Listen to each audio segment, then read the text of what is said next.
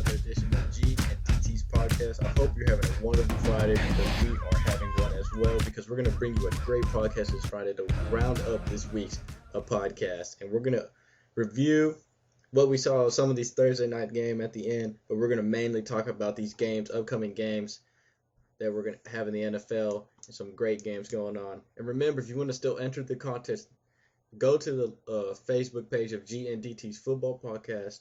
On the description about of the page, there's going to be the contest which you can enter and the rules that apply to it. Message me, G, or DT of the teams you selected in this week's challenge and $50. $50 gift card to whatever store of your choice will be made out to you by the end of week 17 when all the games are finished up. And even we'll probably throw in a new prize if you want to do this, DT, of if you get the early Super Bowl predictions though. You want to do that one? Does that sound cool? Yeah, sure. Let's throw that in there. I mean, we'll probably, to make it fair, we'll do that before the playoffs when there's teams in the playoffs still. We'll do that. After all this week's done, we'll throw in a big prize for if you get the Super Bowl correct and at least one of the scores right. But that's not besides the point. I'm G, that is DT, and we're going to start off this Friday podcast great. First slate of games coming up. Let's start off with last night's game. New York versus New England. What you think about that game, man? Well, it was as good as the weather at that game, I'll tell you that much. That game was... obviously Tom Brady needs receivers. He needs somebody to come out there and catch a ball for him. I think Randy Moss may come out of retirement just for his help. Because right, Tom Brady lost all 5 starters, man. He lost all 5 of his top receiving targets. I mean, hey, this is kind of, man. Breaking news came in today, DT. I don't know if you know about this, but I'm gonna tell our listeners about this. Damian Amendola, 2 to 6 weeks. That's not surprising. I mean, it's not surprising for us because we knew of his injury history at the St. Louis Rams. But I mean, 2 to 6 weeks. I mean, this team may suffer, some pretty significant losses. I don't know their upcoming games of those 2 to 6 weeks, but that's probably their biggest target now that Gronkowski's gone and Aaron Hernandez is locked up, and they won't let him out. The Patriots may be in some trouble. I mean, okay, they're 2-0. I gotta tell you, they may be in some serious trouble. I mean, this is the second week in a row they play a weaker division opponent and end up winning by less than 5 points. I mean, this game wasn't pretty by any means. Tom Brady 19 of 39, one touchdown pass against an average Jets defense. You can talk about the weather all you want, but these receivers are dropping passes left and right. It was ugly. It was ugly last week against Buffalo. It was ugly this week against the Jets. Man, what you think about that? I think what I see is, even Tom Brady got frustrated. If you didn't see this, he was screaming at his receivers like, "Are you dropping these passes? I'm throwing you all these pretty balls. You tell me you're going to drop these passes." I mean, he's playing out there with Kimbrel Tompkins. I believe that's his name, number 85 from Cincinnati. He's a rookie. Dobson, he's also another rookie. Josh Bryce, there's nothing but rookies everywhere. The only person they have there is Julian Edelman, and he's not really that big of a playmaker as Amendola is, or nowhere near what Gronkowski can bring to that team. And the fact that Amendola is out, that's pretty. This team's may lose some big time games and may hurt them. I think over time this offense gets better because Tom Brady is Tom Brady. He makes his receivers better. No matter who you put out there, he makes them better. But I want to talk about Geno Smith, 3 interceptions. I think he played better than what his stats say. I mean, you had Clyde Gates drop a crucial touchdown pass in the end zone. You had speaking of him and Clyde Gates, he underthrew him on a very good route. He beat the corner, and it was a very nice fade on the left side, and he underthrew that ball, and that's what caused it to be picked. Because if he throws it perfectly, makes the perfect throw, and steps up in it, that's gone. That's like a good old 30-yard gain. Did you see that play? Oh, yes.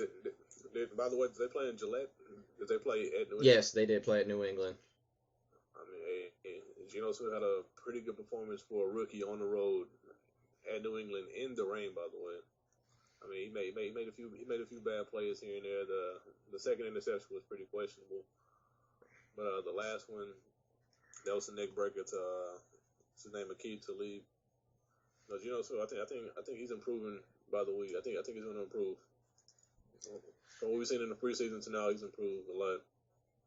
Yeah, I mean, people are like, oh, he threw 3 interceptions. I mean, not a lot of people, I mean, I did not have NFL Network until I begged my parents to pay for it. But, not a lot of people see this. They just see a lot of highlights, and they're going to, ESPN and those Fox Sports 1, they're going to exaggerate the 3 interceptions. Oh, Geno Smith's throwing the ball, and it's picked off. They're probably going to talk like that, too. They're going to downplay him a lot. But me and you seen this game, saw the highlights of it, and Geno Smith played better than what he stats said. You gave a good point about that. But is Steven Ridley taking a step back this year? Do you think so on this Patriots offense? Because you think he would be the one that needs to step up without the playmakers. Steven Ridley? Or, yeah, the running back?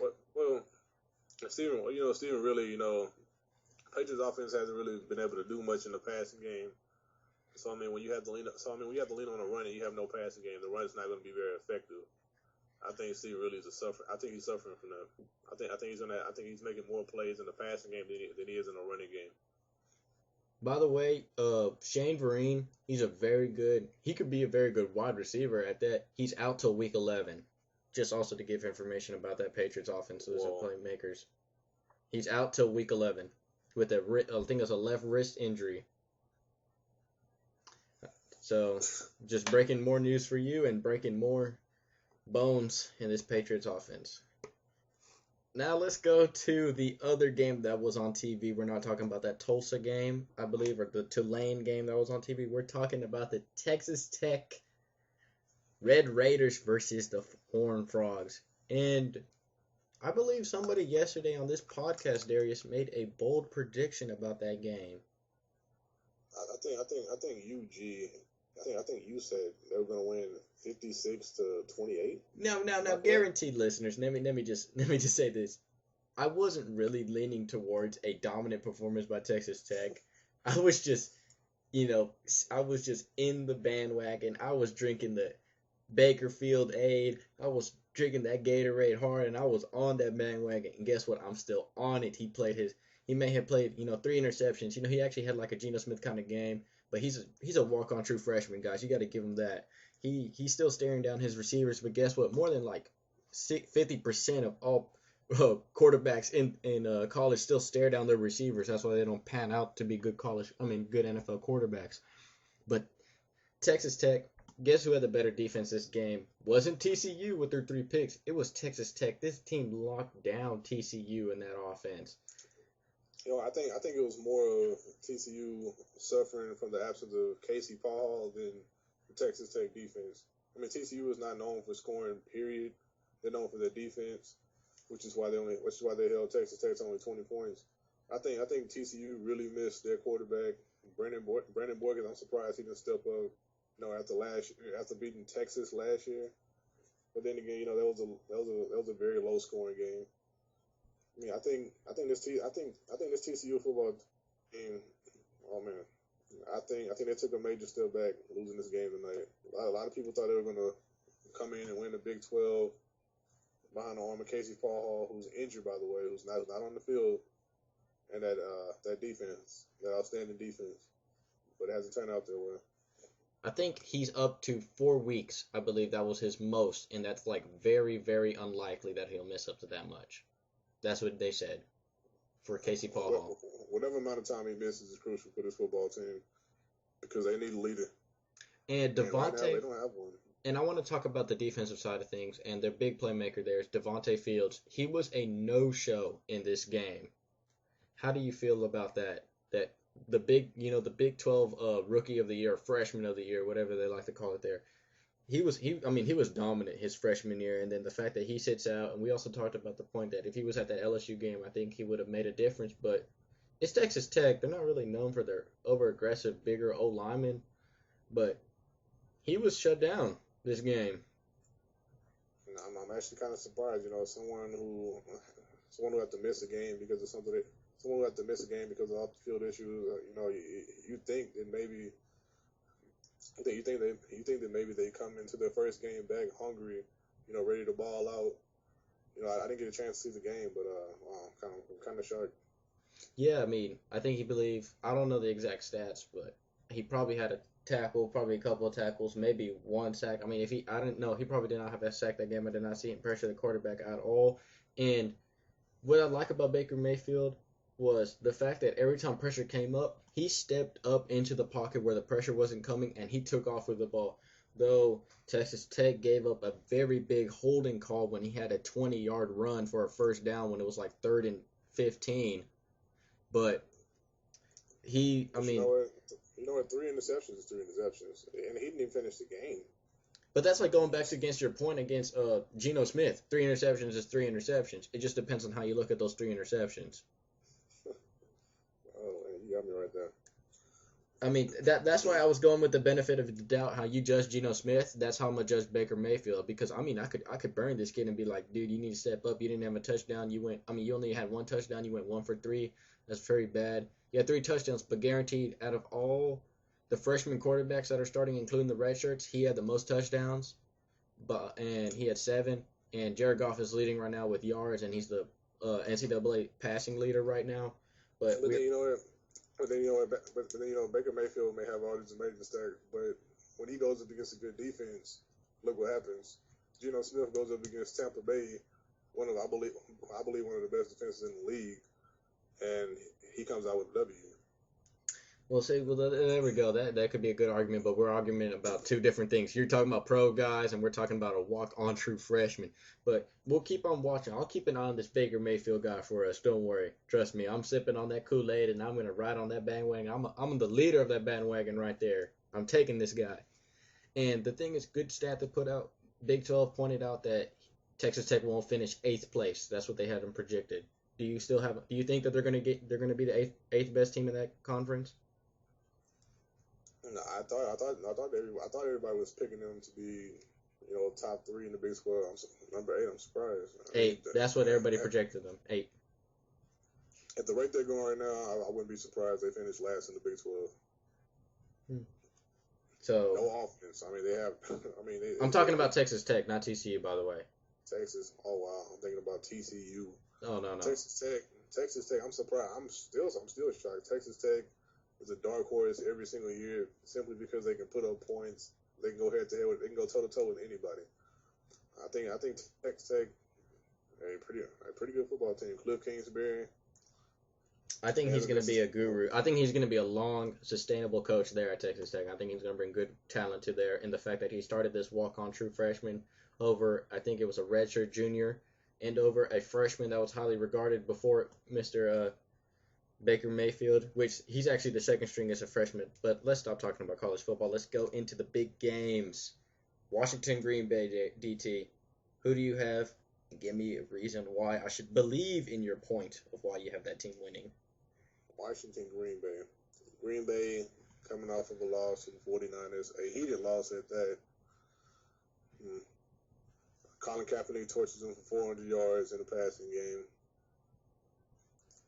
RG3 playing his first game.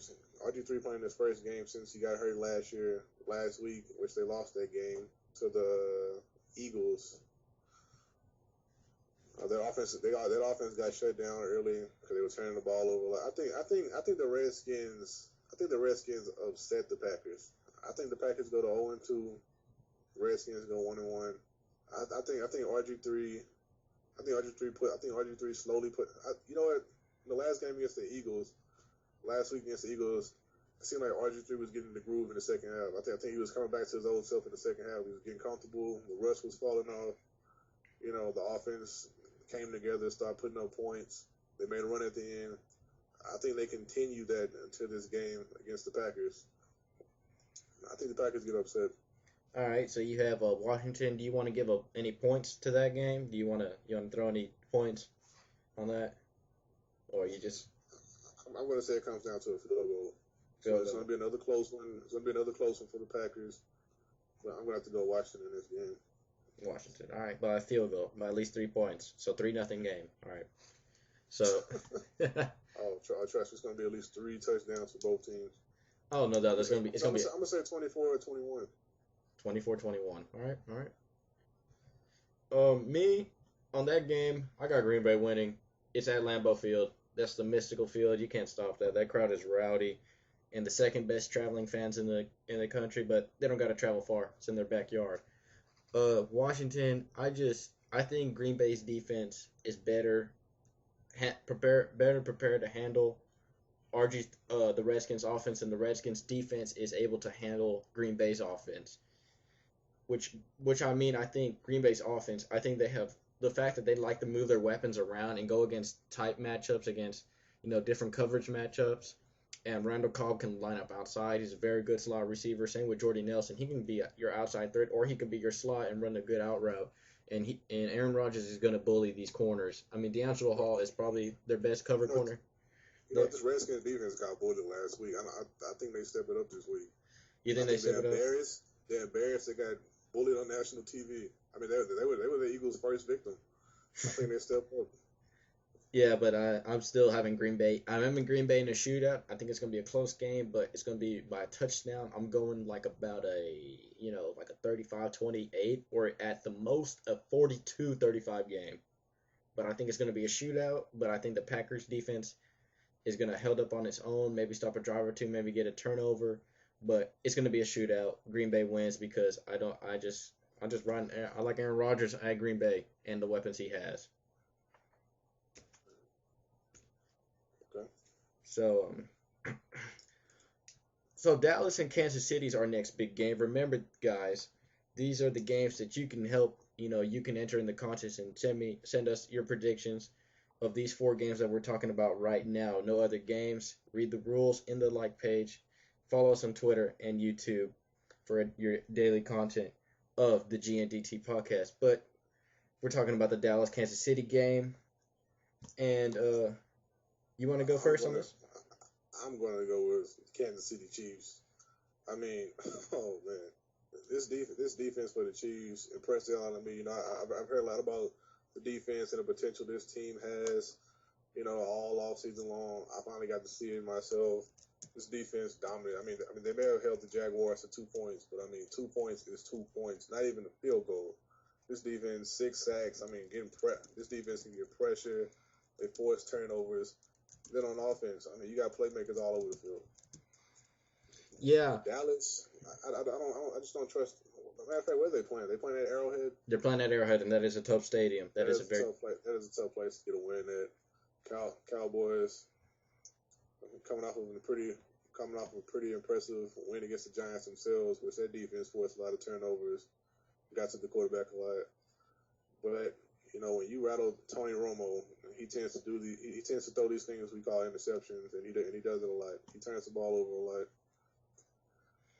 I think this is the close game because of these two defenses. But in close games, Tony Romo doesn't. I don't trust Tony Romo in close games. You don't think he's going to be clutch. So you have Kansas City dominating this game? Tony Romo doesn't know. Clutch isn't in his vocabulary. Oh. I have defense dominating this game. I think both teams run for a lot of yards. Great cornerbacks on both teams. So I don't see big numbers in the passing game. But I think this is going to be a running game and a defensive game. And this is another game I think comes down to a field goal. All right. And for me, I'm going with same thing. Kansas City, Arrowhead Stadium. We already said that's a tough place to play. And I just think I'm just going with you on this one. I think it's going to be a low-scoring game. I think Des Bryant needs to step up. He probably is going to have an all right game, but Brandon Flowers is a great corner. He's probably going to held his own against Des Bryant. But Cowboys, if it's a close game, I don't trust them. I don't believe them. I don't believe in them like I would believe in Peyton, like I would believe in Eli, like I would believe in Tom Brady or Drew Brees or any of those elite quarterbacks. He is not in that discussion, but that's for another topic.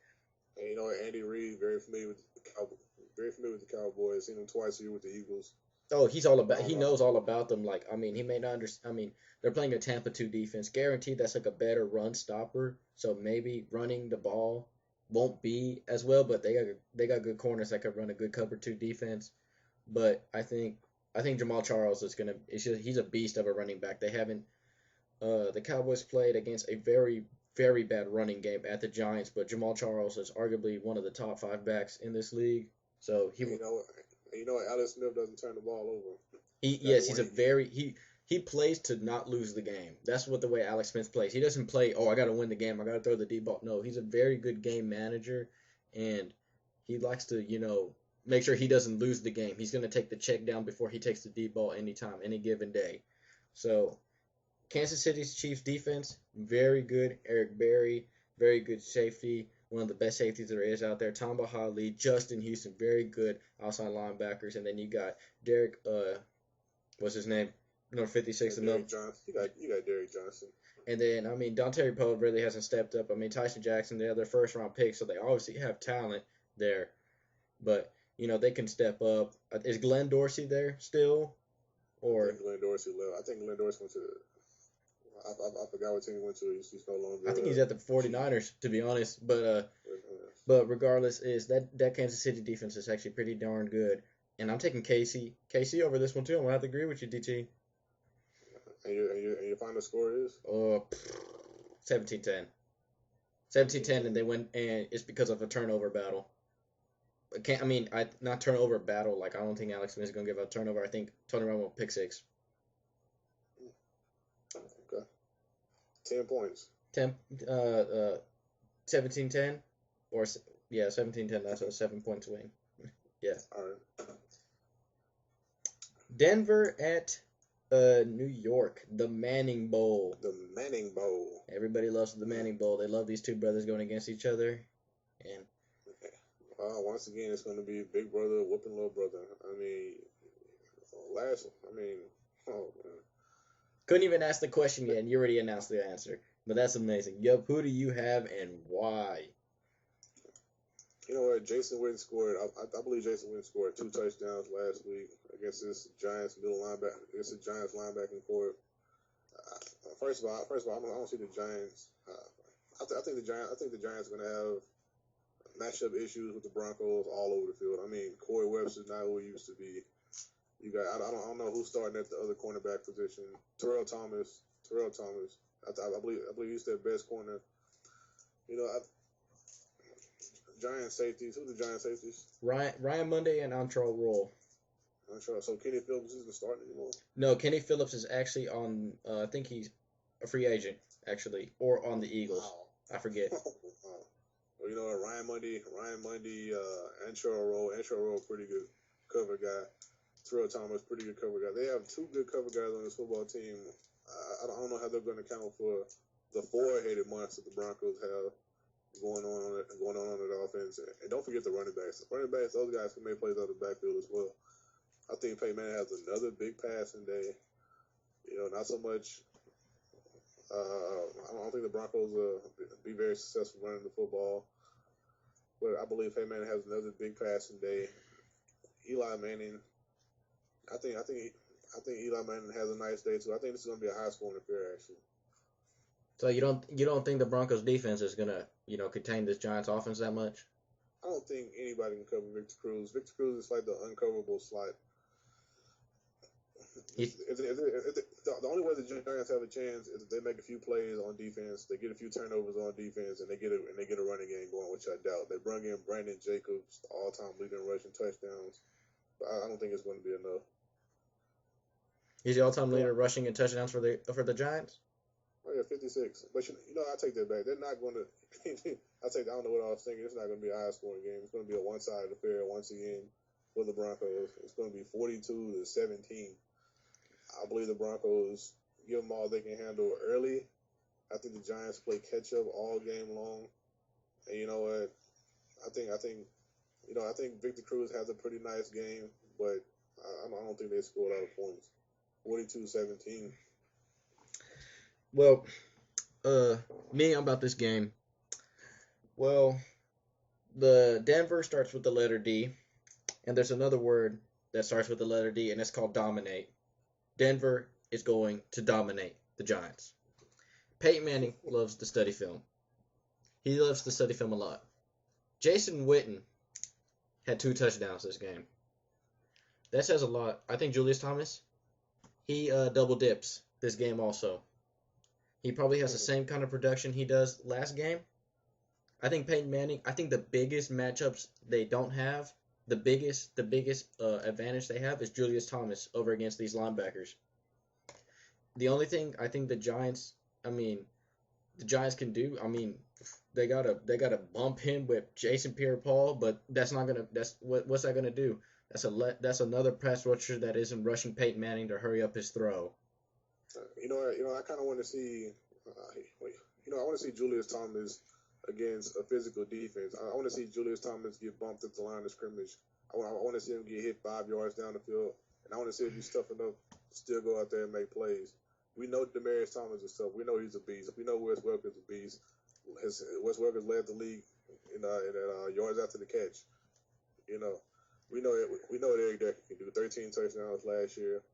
I want to see what Julius Thomas does. If Julius Thomas gets physical, Julius Thomas is physical. I mean, I don't see the Giants. I don't see the Giants beating the Broncos unless they get a lot of turnovers. Unless they activate that Giants magic that sometimes they usually do at times. Like the Super Bowl helmet catch and also all that wacky stuff. I don't know something about the Giants. They just know how to rub that genie bottle and come back. But like I said, Denver starts with the letter D, and the word dominate starts with the letter D. I'm being bold on this prediction, not because I have Denver winning, but the margin 49-17. I think Manning says 7 touchdowns. It doesn't seem that hard anymore. They played a tough. You know what? I don't see how you can possibly doubt him. I don't doubt Peyton Manning.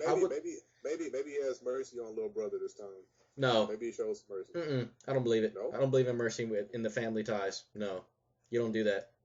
If anything, if I had a younger brother, I want to make sure I beat him up, I beat the crap out of him, and I tell him, hey, I'm the one. I run. I'm the better quarterback. I know there's this whole Super Bowl ring competition. Like, it doesn't matter.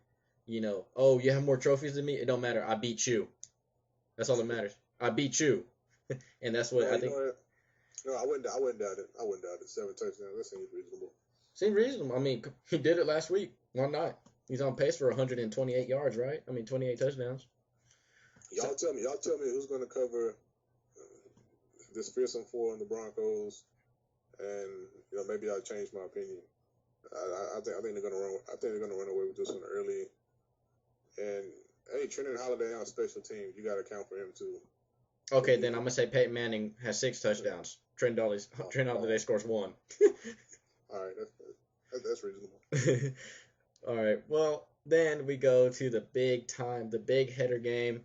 San Francisco at the Seahawks, the 12th man. Ooh. And the thing about this, 3 out of the 4 games that we have listed as the big games have very almost big time home field advantage games. It's a very tough crowd to play at Lambeau Field. It's a very tough place, but maybe only when it's cold, when it's the frozen tundra. Kansas City is a very underrated stadium.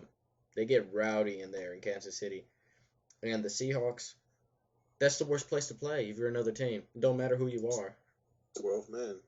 There's I don't say even 12. I believe there's like 60,000 other men in that stadium or people in that stadium. Just screaming and shouting, disrupting your play calls, and they're ready for you. Yes. I'm going to go first on this one. I say it's going to be a close game. I'm going with close game. These two teams look almost identical to each other. It's kind of almost scary. I mean, the fact that both teams don't really have a big-time playmaker at wide receiver, except Anquan Bolden. But, I mean, he's not like the playmaker that Michael Crabtree is for the San Francisco 49ers. But what the 49ers have lack thereof really is the talent at cornerback as the Seahawks do. And I think that's going to be the matchup between both the cornerbacks of the Seahawks against the wide receivers of the 49ers and the Seahawks wide receivers against the 49ers cornerbacks. The biggest matchup I like in this game, Richard Sherman and Anquan Bolden. That's going to get feisty. I can't wait to see this game. This is actually the first time I've anticipated a game that didn't have this team called the Denver Broncos in it. San Francisco 49ers, Seattle Seahawks. I mean, you got Anthony Dixon talking trash, calling them the She-Hogs. insulting them verbally. These two guys, heated rivals. Sunday night football. I can't wait. I also believe it's going to be a close game. Last year was a blowout. I believe it was a blowout. Yeah, the Seahawks won. Ran them out of the building. I think this year is going to be a close game. I'm going to go with 21. I'm going to go with 17. I don't think there'll be more than 2 touchdowns scored on either of these defenses. They're going to be getting at it. I'm going to say 17-16. It's going to be a 1-point game. 17-16. Wow. 49ers kicking 17-16. And you have what? Seahawks. I'll take the Seahawks. I don't see anybody winning over there again. I don't see anybody coming into Seattle against that defense, against Russell Wilson at home, by the way. He is at his best when he is at home. I think Matt Ryan needs to take, as much as a good Matt Ryan is at home, Russell Wilson is going to be 10 times better than he is at home. As long as he has that defense, I'm going to take Russell Wilson every single time. I don't care who they're playing. Yeah, and these teams are very physical. Both these teams are punch you in the mouth kind of attitude with their offenses also, because these teams is a run first kind of teams, both of them. I know Colin Kaepernick passed for 400 yards last game, but let me tell you this: they run the ball first. John Harbaugh loves running the ball, and I believe, is that John or is it Jim? I believe it's Jim Harbaugh. Well, regardless, they like running the ball first. The 49ers like running the ball first.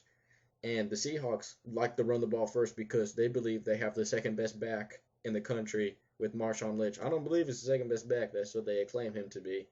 But the fact that Marshawn Lynch, he likes to make people look stupid. Ask Darren Sharper. That's all I got to say about that one. You know what? The 49ers, they're going to come over here. 49ers are going to come into Seattle. They're not going to be scared. They're not scared, of course. And they have a tough, hungry, aggressive football team. They were just in the Super Bowl last year. I think they come in here, Legion of Boom. Oh man, Marshawn Lynch. They're about to unleash the beast. They're about to unleash Marshawn Lynch on this defense. I see Marshawn Lynch having a big day against the defense. I want to see how Colin Kaepernick is against this secondary. Oh, that's the matchup I want to see. To be honest, I want to see Colin Kaepernick playing this defense. This is the best defense in the NFL right now. There's no doubt about it. Brandon Davis, another beast, and Quan Bowden. But you know what? Who else do they have outside of those two? That's what I'm saying. The thing is, Seattle has more DBs to protect the playmakers, but 49ers don't have as much offensive weapons to go against these DBs. I mean, Browner, he's gonna lock up the other receiver. He's 6'4" at cornerback. 6'4" at cornerback. This dude should be playing defensive end or wide receiver. These guys are great cover guys, by the way. This secondary, by the way, with the Seahawks, they're not overrated. These guys are just that good. Oh, I mean, Earl Thomas is just a beast at safety. Earl Thomas, ball hawk. He was highly regarded out of UT. Highly regarded. And then keep going. Oh, I was saying, like, these two safeties complement each other very well. I mean, Earl Thomas can lay the wood, but he is way better coverer than Cam Thomas. I think that's Cam. Cam Chancellor. Cam Chancellor is the dude who's gonna smack you in the mouth.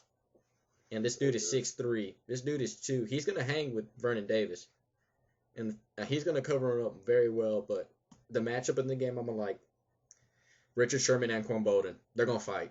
I believe it. Oh yes, I'm going to be watching that matchup all night long. My eyes will be glued to the TV. Glad I'm off work this Sunday. I can't wait. And it's Sunday Night Football. It can't get better. It can't get any better than this. Oh yes. And the thing is, guess what? These two coaches don't like each other either. Remember, they didn't like it versus USC. Oh yeah, and they trade blows. They trade punches. This is gonna be a heavy. I mean, this matchup may get more views than the fight on Saturday. This is gonna be a heavyweight. This is gonna be a big old title match. Okay. Now you're getting ahead of yourself. Now. This is gonna be a good fight. I'm talking about it like as a boxing match. That's what it feels like. But that's all of our big games. Darius, we're gonna go do this quickly. Yeah, Washington over Green Bay. I got Green Bay. We both agree on Kansas City. Denver dominates. That's all that matters. Those are the 2 words you just need to know from us. And Seahawks, they get the final punch. in the heavyweight bout between Seahawks and San Francisco. But now let's go to our quick hits, as I would like to call it. And we're going to go over the rest of the games real quickly, probably like 30 seconds on each team. We're going to give about 1 to 2 reasons why that the team, I'm gonna say the game, DT's going to give me a reason why, and then he's going to ask me about another game, and then I'll give my reasons why, and then we'll just do the hometown team of the Houston Texans, and we'll do that team last. We'll give an extensive look why we believe that they're going to win that game. All right, Darius, you want to go first? You want me to ask you the game first? Go on, lay it on me. All right. I'm gonna give you a nice type up. We're gonna go with Minnesota and Chicago. Minnesota, Chicago. Give me a reason to believe what team you got winning. Convince me. You know what? I'm gonna have to go with Chicago. You know, once again, you know, this is the case of a team get knocked down early. Once you get to 0-2, the odds of you making the playoffs is very unlikely. So I think Chicago, they won their game last week.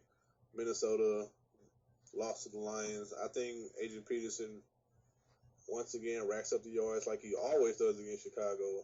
I think Adrian Peterson racks up the yards big time. I think Christian Ponder steps up. I think he has a big game, lives another day as a starting quarterback for the Vikings. This Bears defense is still pretty good. Not the same, not as good as they were last year. Don't get me wrong. But I think the Bears are going to take a L this game because Adrian Peterson is just going to carry this team. I think Adrian Peterson is going to dominate this game. He might put on one of those 3 touchdown games. I think Jay Cutler folds against this Vikings defense, who's going to step up and take it to him. Jared Allen at the pass rush, Harrison Smith, Chris Cook, Xavier Rhodes. I think these guys step up. So, G, tell me what you think about this New Orleans Tampa Bay game. New Orleans and Tampa Bay. I have a very Nolans. As I like to, I have a very good buddy of mine. His name is Bra. That's what he likes to go by because he's from New Orleans. And I'm gonna have to praise his team. His team's defense is actually stepping up, and I like him a lot in this matchup. I think Tampa Bay is, they're I don't know how to put it this way. I think they revolve too much around Doug Martin, and they don't really have much of a pass receiver as Vincent Jackson. He doesn't really, I don't know. He's like a possession receiver. What about Mike Williams? Mike Williams, he's not what he was when he was a rookie. I mean, as a rookie year, he was such a great receiver with his 900 yards. He led all rookies with receiving, but that was a horrible rookie receiving class. He's just got a nice contract. I know. So, and then Tampa Bay's dumping all this money on all these big players like, Deshaun Golston. But I think Nolans, even though they're playing at Tampa Bay, I think their 3-4 defense steps up. They're going to rush the passer. I don't like Tampa Bay's offensive line that much. Carl Nix is not in the lineup. He's still out with that staph infection. And Davin Joseph plays right tackle. They don't really have a good solid. I think it's Donald Penn is their left tackle. He's not really, he's above average, but I think Rob Ryan dials up some exotic blitzes as he likes to do. And I think Nolans comes up on top, and I think Drew Brees 3 touchdowns this game. But I just think Nolan's defense is going to be the playmaker of this game. Okay. So Josh Freeman's going to have another poor game. Yeah, his seat is going to get a little bit hotter also. And I don't think Greg Schiano wants him there. I think Greg Schiano's looking for an excuse to start Mike Glennon over him. That's what I'm thinking. Okay. And ball protection, Josh Freeman, if Geno Smith starts digressing a lot, Josh Freeman may end up in Jacksonville or Jets next season. Jets. I'm thinking Jets. I don't know.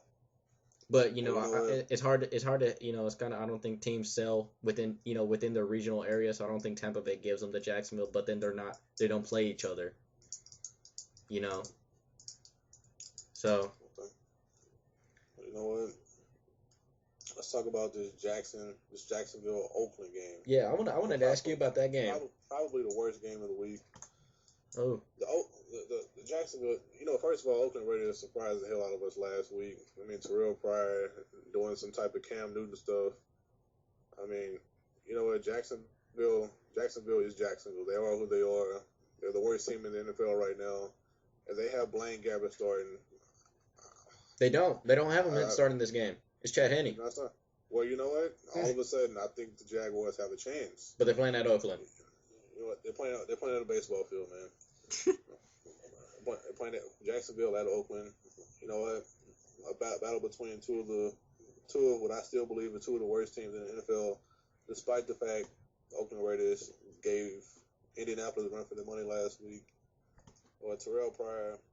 I think the Jacksonville Jaguars are having pretty decent defensive line.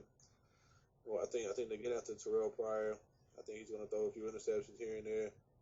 I think Jacksonville shocks a lot of people. Chad Henne's going to inspire this team. He's going to put up some big numbers, and he's going to clinch that starting position at quarterback. Wow. Jason Babin, good point that you said about the pass rush. He was limited in practice, may be doubtful for that game. Just to say about that, if you have any second doubts about that pass rush. They still have Paul Pelosny, just in case D-back thinks he's going to take off up the middle. I think Paul Pelosny is going to rack up tackles in this game. Terrell Pryor has another 100-yard game or rushing. I think they slow him down. I think he gets welcome to the NFL in this game. Oakland shocked us all. They played well last week against the Colts. I think that was a fluke. They're gonna have to keep doing it over and over if they want to get my vote. All right. So low scoring game? Low scoring game or surprising upset of an Oakland Raiders football team. I'm gonna pick Jacksonville. So it's like the 32nd team beats the 31st team. That's an upset. Pretty much. Well, I mean, I guess so. That is an upset. If you rank higher, then you beat them. All right. Next is Chad Henne's gonna take the job. Now, what do you think about this St. Louis Atlanta game? Matt Ryan versus Sam Bradford. Matt Ryan at home is something else. You can't stop that at times. I don't understand how he's just so good inside of his own in his own dome, in his own house. But don't be surprised if this St. Louis team gives them a run for their money. Atlanta lost a lot of playmakers on defense. Let me tell you this. They lost Brenton Grimes. He was highly regarded as a good corner. He's at Miami now. And they put in two rookies behind Asante Samuel. But I think Asante Samuel is going to be following Mr. First-round pick. What is his name again? Mr. Tavon Austin. I think they're both the same size. Yeah. I'm going to go with Atlanta's winning this game by a touchdown or a field goal. It's going to be a close game, but I think St. Louis is like, I don't know, they're bringing this Jeff Fisher's attitude is kind of sinking into this team, and I love that D-line by the St. Louis Rams, and I think this game literally is like a flip of a coin to me, because the more I talk about one team, I'm like, okay, they're going to win. But the more I talk about the other team, I'm like, okay, that team's going to win. But Robert Quinn... Matt Ryan is going to have his hands full with this pass rush. I mean, you got one side, you got Chris Long. We seen him. We seen what he can do. Robert Quinn, 3 sacks last week. The guy's a nightmare. He actually, good point. You called this out. You called him the MVP on defense. He was the NFC Defensive Player of the Week. You called it before it happened. But yes, I think the pass rush is going to make these corners look good, and they're going to need help against Julio Jones and Roddy White. But I think Cortland Finnegan holds down against Roddy White. I think Julio Jones is going to have the bigger matchup against Janoris Jenkins. But I think this pass rush helps them out a lot. It's a flip of a coin to me. It can go either or it could just be a tie. We haven't seen one of those in a while, but that's just a disgrace to football. I'm actually looking forward to this Julio Jones, Janoris Jenkins matchup. 2 former SEC rivals, Alabama and Florida, going head to head. That's pretty interesting matchup right there. Yeah. Oh man, it's at home. It's Matt Ryan at home. Can't go against Matt Ryan. I have to agree with you. Atlanta has the edge. They're playing at home, Georgia Dome. We know what Matt Ryan does over there. All he does is win. Oh yeah, but now I'm gonna give you a good game. I like this. I would like to go into this game, but I think you have a better insight on this game. Miami at the Colts. How do you feel about this game? Dolphins, Colts. You know what? Mike Wallace didn't step up last week. This Colts defense, I believe they stepped up last week. I believe they win this game if Mike Wallace doesn't show up again. Brian Hartline, big day. The running game didn't really do much. If Ryan Tannehill has to win this game with his arm, he's not going to be successful. Andrew Luck, the running. As was the case for almost every team in the NFL, Week 1, no running game to be found anywhere except for in Philly. I think you have the Colts. You have the Colts winning this game. Do you think handily or by close game? What do you think? I think it's going to be another close game. I don't really see any teams out there besides the Denver Broncos and the Philadelphia Eagles that are going to score a lot of points on people. I can't really say they're going to blow out Miami Dolphins. Miami Dolphins score points. They can hold their own. They did it last week. And let me tell you, Mike Wallace really did not show up in games at Pittsburgh, but when he did, it was a game changer. That's in a major way. Yeah, he's a deep play threat. That's what he is. All right. So, how about Cam Newton versus the Buffalo Bills? Oh, this is going to be, and actually, it's going to be a really nice matchup between these two quarterbacks. But I'm going with Buffalo, just by their showing against the New England Patriots. I'm going with Buffalo on this one. I think EJ Manuel's he's going to live up to his first round pick status. I think a lot of people were thinking it was questionable, like, whoa, EJ Manuel, really? And then it's a pretty good Panthers defense. You got Luke Kuechly, this defensive line. It's at Buffalo, but that's not really a home field advantage. But sometimes it does make a difference in the NFL, kind of those kind of games. But I'm just riding this. I'm just going on with Buffalo. I like their playmakers over their DBs. I don't know what DBs they have at Carolina. Does Chris Gamble still play for them? Pretty sure he probably does, but I think they let him go last offseason. Well, there you go. Kevin Munderland, he's very undersized. He's a very good nickel corner, but, I'm going with Buffalo on this one. I think CJ Split, I don't think their run game works out because of that stout defense. I think their defense is good for run stopping, not really pass rushing. I know they have, what's his name, Johnson at the end, but Charles Johnson. Yeah, but I think Buffalo's O-line is pretty, their O-line's pretty good, even though they lost, Danny Levitre. I think that's who they lost to the Titans in free agency. But I'm going with Buffalo. Just make this pick quick. Going with Buffalo. Close game. This also could be a flip of a coin, but I like EJ Manuel over Cam Newton, even though that's weird to say. But over Cam Newton. Yes, I like his check downs and he's able to he knows who to get the ball to and not make a turnover. I believe, more than Cam Newton does. I think Cam Newton really is I got an arm strength. I'm going to just throw it deep to Steve Smith. I like this Buffalo's defense against Steve Smith, though. I like Jarius Byrd. Jarius Byrd is a very good ball hawk there they have there at safety. But I'm going with Buffalo on this one. A game I'm actually looking forward to this week, San Diego versus Philadelphia. I want both of us to touch on this game. Because San Diego comes off a very demoralizing loss against the Texans. And Philadelphia comes off a very hot streak win. I'm going to talk about why. I'm going to go with, what do you want? You want to talk about how good Philly is, or you want to talk about how bad San Diego is? I want to ask you, how do you think the locker room is in San Diego? Last year, old coaching regime, they give up 24 points to the Denver Broncos. They have a 24-point lead against the Denver Broncos on Monday Night Football. Below that game, and against the Texans, Monday Night Football this past Monday, it's 21-point lead. They blow that game as well. Different coaching regime, same attitude, same thing.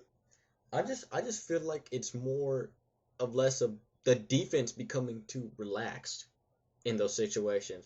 Because I don't think it's Phillip Rivers' fault. If anything, I put the first blame on the defense. The defense is too lax. They're not. They didn't come out with that mentality like they did against the Texans in the first half.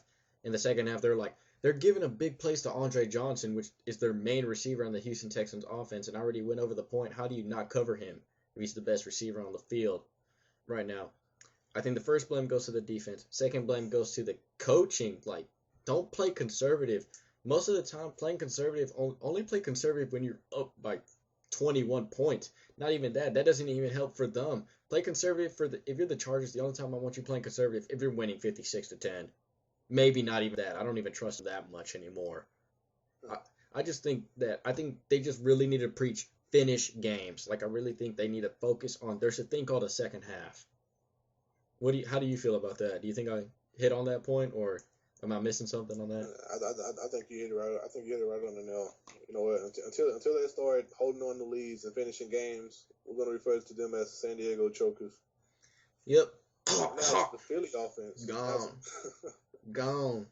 Now it's the Philly offense. You know, I'm going to be looking to see if they continue what they did last week against the Redskins.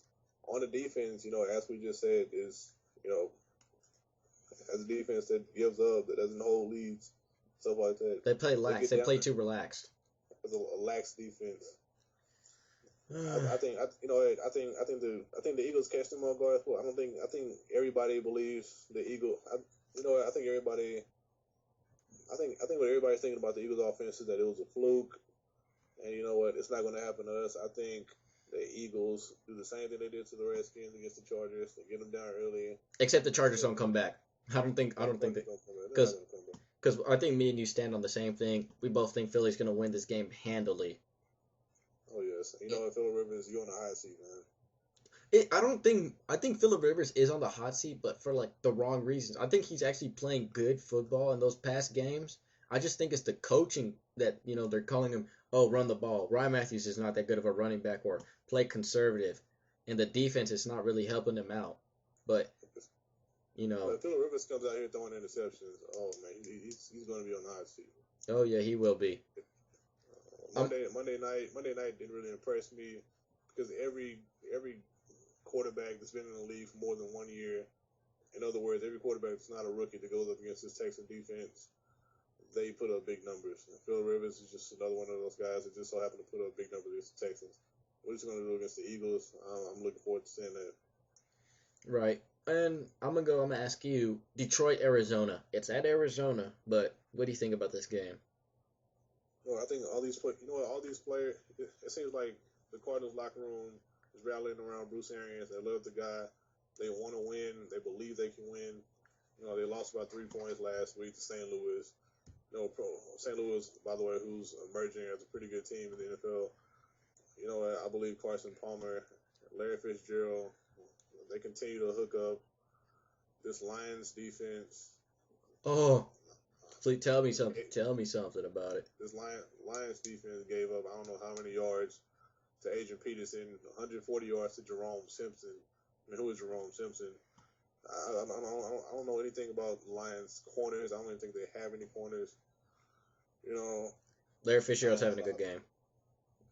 Who? Larry Fitzgerald's going to have a good game that game. Larry Fitzgerald's going to have a great game. 2 touchdowns last week.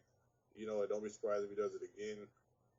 Bruce Arians, great offensive coordinator. You see what he did in Pittsburgh. 2 Super Bowls. Say what you want. They may not put up the big numbers like everybody else. They won 2 Super Bowls. And it wasn't just because of the defense. Yes, I agree with you on that one. Real quick. Yeah, I think Malcolm Floyd's also going to have a good game because I think Chris Houston is an all right corner, but I think, and like the difference is big between him and Larry Fitzgerald. But I think the difference is even greater between Malcolm Floyd and the other corner because I don't know who the other corner is, for all I know. That's why. It's more the same for the Lions. They may have won last week, not against a very good football team in the Minnesota Vikings.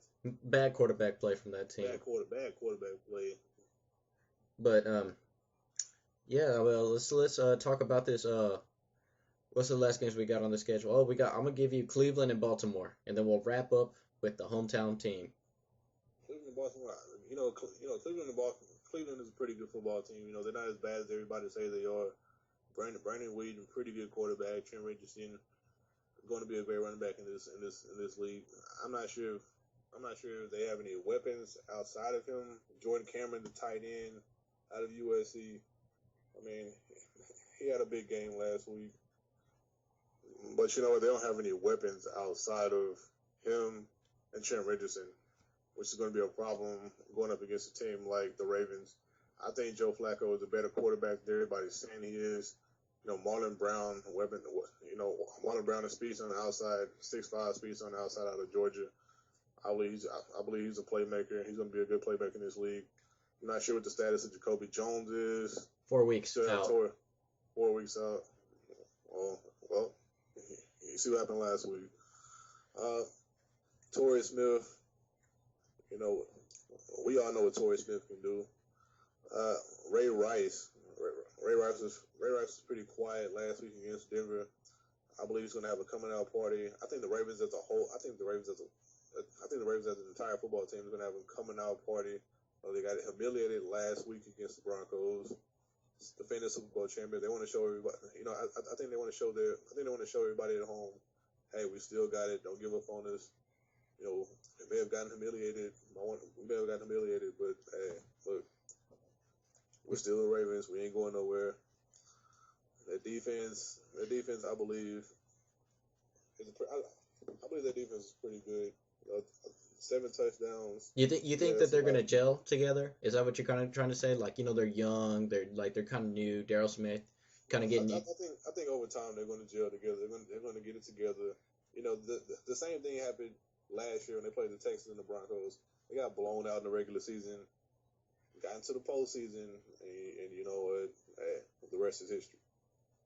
All right, well, that's a very good point. So, do you have Baltimore winning? Do you think you're going to 2-touchdown game? We don't want to put really points on this, but how much? I had Baltimore winning this game 34-6. I had Baltimore winning this game 34-16, just because I think the defense steps it up. 34, wow. That's some pretty good points for them. Now let's get to the topic of discussion. We saved the best for last, kind of the hometown team. Tennessee at Houston. So Sunday, it's an early morning game. Houston likes to play those early morning games. You wake up and you see Houston Texans. It's kind of like a good feeling if you're a Texans fan. But Tennessee at Houston, who we have here? Who are we going with? Is it the obvious, or you got a surprise for us? I'm going to go with the Houston Texans. Matt Schaub always has a big day against the Texans. Against the Titans? Yeah. Oh, yeah. It's all right. Again, Matt Schaub always has a big day against the Titans. Chris Johnson always has a big day against the Texans. I think Chris Johnson does. I think Chris Johnson continues to dominate against the Texans. He's going to score a touchdown, a long touchdown. This defense just doesn't know how not to give up the big play against the Titans. But in the end, I believe they come out on top. It's not going to be a shootout. I think the Titans are going to score their annual big play against the Texans. Their annual big play. And that's how they're going to write. It's a rivalry game. It's always pretty good. It's always a good game seeing them two play. But I think the Texans are just a far better team right now. Titans don't have any reliable receiving threats. They lost Jared Cook. We see what he's doing with the Rams now. I don't see the winners. Let's do a quick hit. Well, how do you feel about Jake Locker? I feel about Jake Locker. Jake Locker is a pretty good young quarterback. He just doesn't have the weapons around him. His defense is pretty good. I mean, they held the Steelers to 9 points. Of course, they're pretty good. But Jake Locker doesn't have any weapons. He has Chris Johnson and pretty much nobody else. I mean, he has Nate Washington. Pretty much all he has is big play wide receivers. But when you match them up together again, when you match Nate Washington and an all-pro corner like Jonathan Joseph together, you're probably looking at one big play out of the whole game. You're going to need more than one big play to beat the Texans. So I believe we're going to score, and they're going to keep on scoring. So, all right. Well, I have the Texans on this game. I have a kind of different look out of Jake Locker. Yeah, he has the arm strength. His awareness and all that, I don't think he has it at all. I think he does have somewhat of a receiving core. He has Kendall Wright, but Kendall Wright's just 1 year in here. We don't really know what he's all about. We saw what he was about at Baylor. He has Kenny Britt. Kenny Britt gets injured too much, and he kind of immature at times. But you do have Justin Hunter. He's just still a rookie, but he does have kind of some playmaking ability we saw at Tennessee. I don't know who their tight ends are, but they get Delaney Walker. But Delaney Walker, I think the scheme that San Francisco had him at, I think that's what he successed at. This offensive line for the Titans did get better, but I think J.J. Watt, he needs to, he stepped up in the fourth quarter, but to come back to what the dominance he was, he needs to step up in every quarter. And I would like him to come back and show that he dominates. I think Brian Cushing's going to have a nice game. again, he's going to carry that momentum of that pick six he had his first in his career. And I just think these Houston Texans corners are just going to, that's the better matchup. They're going to beat these Titans receivers, and I think they're going to just run the ball a lot more. Chris Johnson's going to have that one big play, like you said, that annual run that it seems that Chris Johnson gets on the Texans, and I think that'll be it. That's all she wrote about that. And then, you might want to watch out for Jarrell Casey, defensive tackle for the Titans. The guy, I believe he's just as dominant as Geno Smith. He's very underrated. I don't see why he doesn't. You mean Geno Atkins, not Geno Smith? Geno Atkins. Geno Atkins, man, I'm off today, as y'all can see. Hey, that's no worry. Everybody has their off days, but that's besides the point. And the Titans are gonna have an off day when they play the Texans. I think, the Titans are not highly regarded as a team. They're one of the bottom 6 teams, I think, in this league. And the Texans are obviously the best team in their division. I think Arian Foster and Ben Tate have a more productive game than they had last game. I think Arian Foster gets to 90 yards, and I'm going to say Ben Tate has about 80. I think they're going to be neck and neck with those, even though they do split about half the carries. And Andre Johnson's going to have a great game. Again, he's going to carry about this momentum. And I think this game, DeAndre Hopkins scores his first touchdown, and it's going to be nice for your Texans because, not for your Texans, but you, the viewers, or any listeners in Houston, Texans, to see that the rookie scores a big nice touchdown against a rivalry game. But one player I like to put on a spotlight for the Texans, he does not get much criticism, but I think he's an emerging player on this Texans defense. He's not really highly regarded. Sometimes he was heavily criticized getting drafted.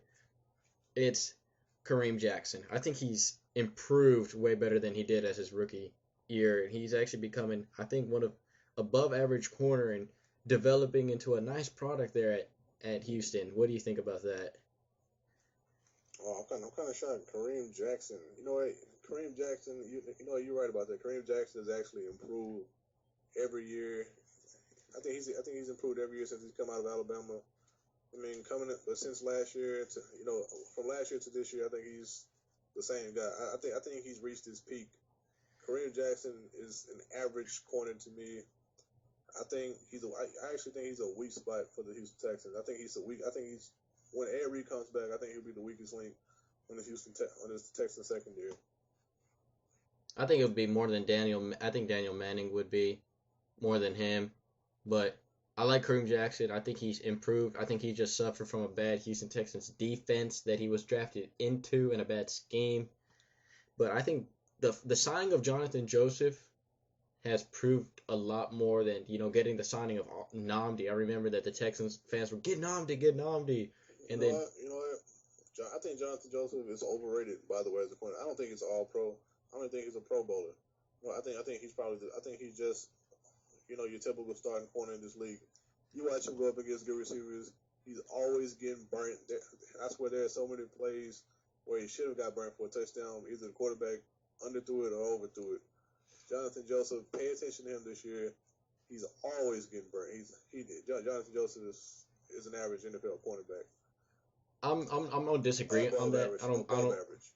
I'm gonna say above average corner. Yes, I think he is an all-pro kind of. In the AFC, because Darrelle Revis leaves, so that means the AFC is not really that good at cornerback. Besides Joe Hayden, which I think is the top corner right now in the AFC, but I think he is. I think Cromartie's the top corner in the AFC. I think Joe Hayden. I like Joe Hayden better than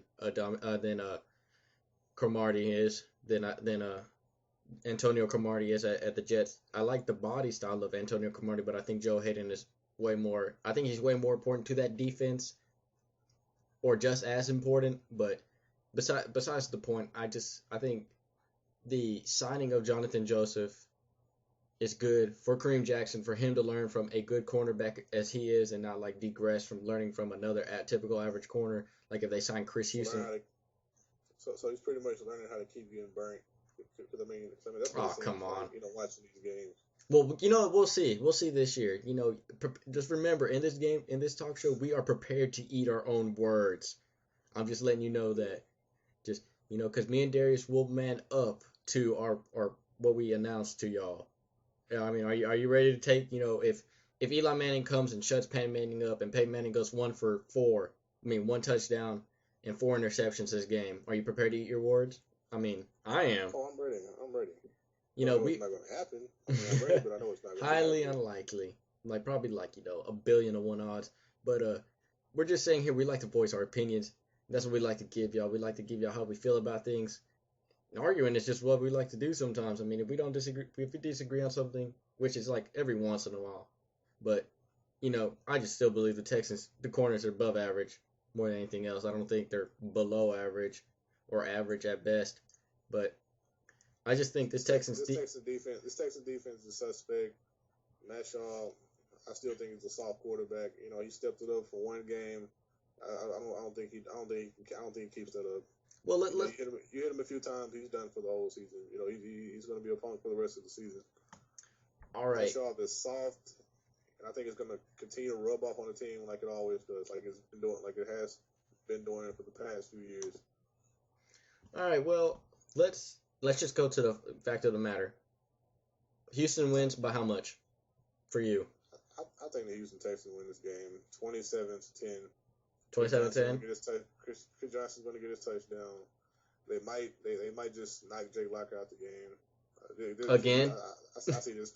Oh yes, again. I see this pass rush getting to him early and often. Antonio Smith coming back. Oh man. Oh, I forgot to include that in. It's about to be on. I'm going 35-10. I'm gonna just add yours a little bit more higher. 35-10. I wouldn't doubt it.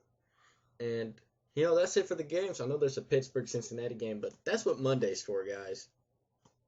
That's what Mondays is going to be talking about, that game. I don't think there's no more double headers anymore on Monday Night Footballs, right? I think that was the only one, is the first one? It's the only one. Well, I want to bring up an interesting topic real quick about the Texans. I'm trying to remember about this topic real quick. Texans, are they going to dial up some good blitzes against the Titans, do you think? How many sacks? Oh, yes. Sacks.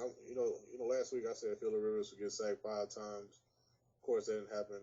I'm going to go with 5 against Jake Locker. 5 again on Jake Locker. And I said 9. I became bold. I thought J.J. Watt was going to be there. I think J.J. Watt shows up today. And even if they double team him, you still got Antonio Smith and the rest of this defense. Yep, I'm gonna say 5 to 6, between the 5 to 6, 7 margin. That's what I'm aiming at. I want to say 5 sacks. I want to say 3 interceptions. So you got the Texans in your fantasy team or whatever. You better start them. Yeah, we're gonna touch on fantasy every once in a while for your fans. I don't know if you guys are big fantasy, but let us know. Let us know what you want to hear. If we're being good, if we're doing good, and we just want to get better for you guys. That's what we want to bring you content that you guys like to hear. And well, that's it for the NFL. I don't know anything else to talk about. It was a great Friday. I'm looking forward to these games. Like I said, just tell me right now, is a Seahawks San Francisco game your game you want to watch the most? If you're not off work, you better take off. This game is going to be a dandy. I'm telling you right now, Seahawks are going to take it 17-13, 17-16. It's going to be a 1-point game. It's going to be a great game. If you like defensive battles, if you like, the old run it up their mouths, hey, you're going to love it. Like old smash mouth football, you're going to love this game. Right. And I'm going to go with I'm saying that game's 2, and I'm also saying the game in San Francisco. That's also, if you got to take a day off work and you want to watch some great football, and if you have that game on the TV, you got to watch it. Plus, this is Sunday night. I don't think the San Francisco Seahawks, I don't think they do a double Sunday night game of the same game. But I don't know if the NFL has already planned that. But you guys need to take off work. I understand that if you're a hardcore fan of a team and you don't appreciate any other teams, that's fine. But you really do need to appreciate this game because this is going to be some bad blood out there. And if it's not a good game, I didn't tell you to watch it. I did. But don't worry, it's not like it's not on basic cable, right? Oh, yeah. But a quick thing about the Texans, I remember what I wanted to say before all this was, if Matt Schaub, as much as the critics are saying Matt Schaub is bad, I'm kind of on that bandwagon too. He's hit his peak and he's on the steady decline. They signed him to a big contract which they can opt out of already. this is the year they can opt out of it, which is good in money wise sense. But if he does the same thing as he did last year, is he out? You know, I believe that, you know, Gary Kubiak has no choice but to look in another direction if they go one and done in the playoffs again, especially if it's against the Bengals. I mean, oh my God, if that happens again, They beat the you Bengals. know, I'm just you know, saying they beat the Bengals and they oh moved yeah, on. It's not but like they lost to them. I just want to make yeah, clear to the fans of yeah, that. yeah. But you know, if they win, you know, they play a wild card game, win, lose in the divisional round again. I think first of all, Gary Kubiak might be on a high seat. And you know what? Matt Shaw was definitely going to be on the high seat. I think there should be an immediate quarterback battle going into effect. And the guy I think who's going to win that quarterback battle, if this happens, I believe it's going to be Case Keenum, Houston's very own. Oh yes, I love Case Keenum, but saying that this is the point I wanted to bring up for the Texas fans. I think this is a very good point I need to bring up. Case Keenum has showed a lot of promise this year in preseason. Granted, he has yet to play a game in the NFL. I don't know if he plays this year because he is third string. You also need to get rid of TJ Yates. He's nothing but a Matt Schaub clone. I don't like him at all. You know, he also has draft value too. Yeah, Case Keenum does. He's won a playoff game. He's won a playoff game. Please, okay. He's won a playoff game. I like Tim Tebow, but I don't want to play the song yet for everybody to know the Tim Tebow song.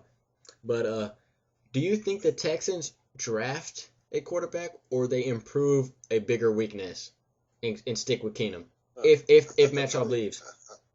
I think Gary Kubiak is too arrogant to draft a quarterback, and I think he's too arrogant to draft a quarterback in the early rounds.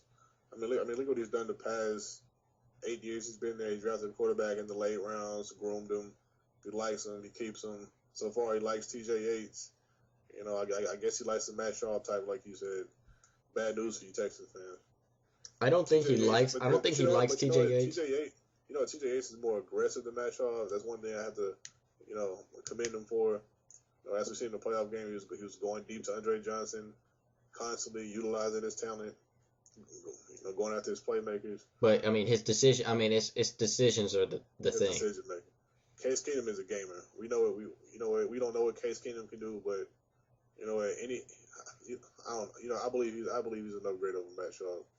Yeah, I'm going with what you're saying is I think the Texans organization as a whole is not the type to get a quarterback unless it's a quarterback they really like. I mean, like I'm talking about really, really like.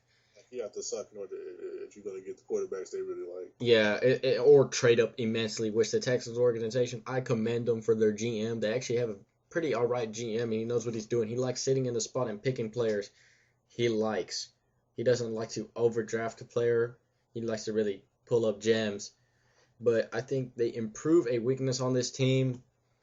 And, it's pretty early to talk about draft talks, but you already know the Texans are probably picking later on in the draft. If not, everybody hopes it's going to be the parade game, but I really don't doubt that much. But I don't. It's going to be a late pick.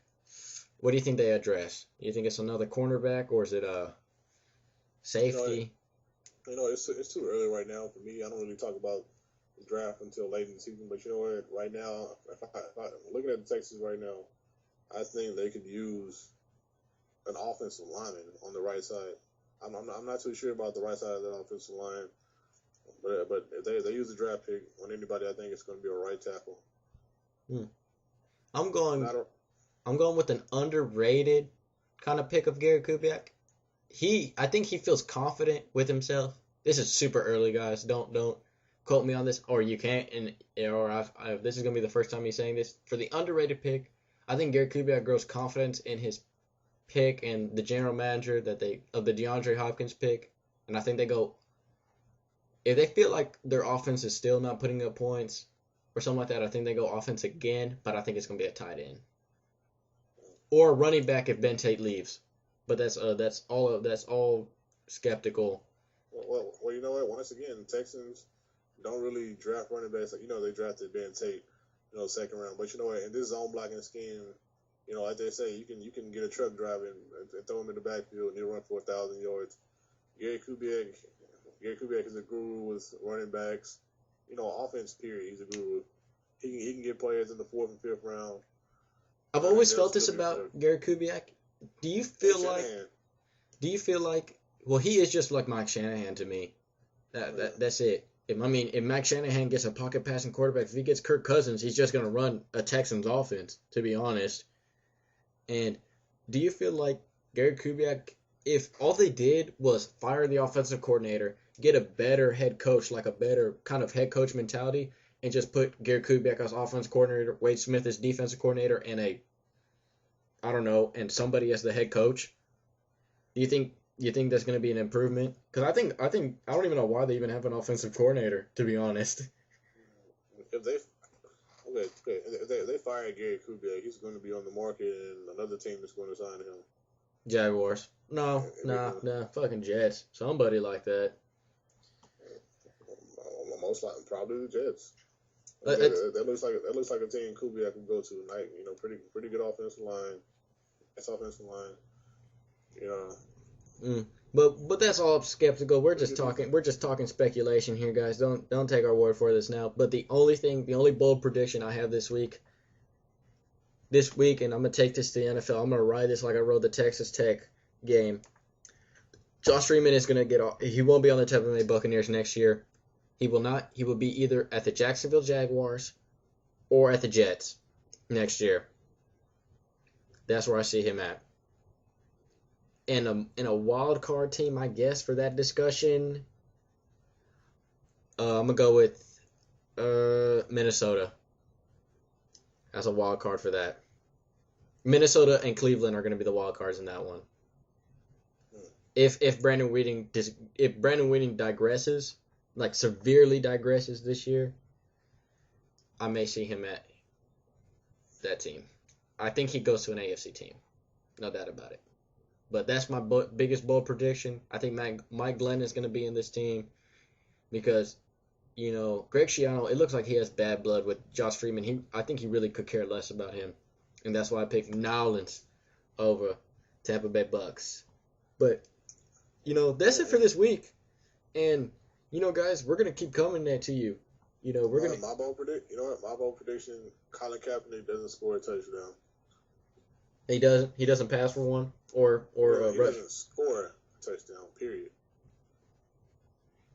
He stays out of the end zone today. That's bold prediction. All right, we should do that segment. All right, guys, we're going to do a bold prediction segment. And that's what I got my bold prediction out the way, and he got his. And, well, we're evolving with you guys. Just remember that. But remember to like this video, subscribe to the page if you do have a YouTube account.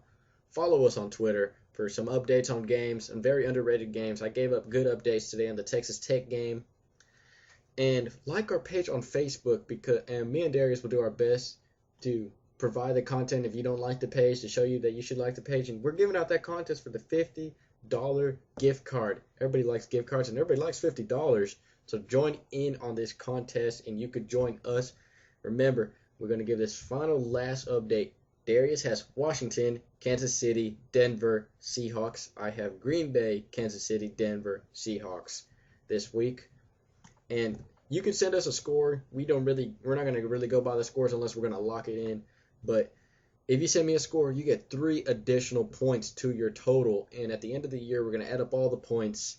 We're going to even put up a leaderboard during the years. And we're going to announce every Monday which user or subscriber had the most points this week, and if he beat us, and we will give up our points at the end of every Monday's podcast. But tune in next time. I'm G. I'm DT. And we are signing off this weekly podcast. Thank you for joining us.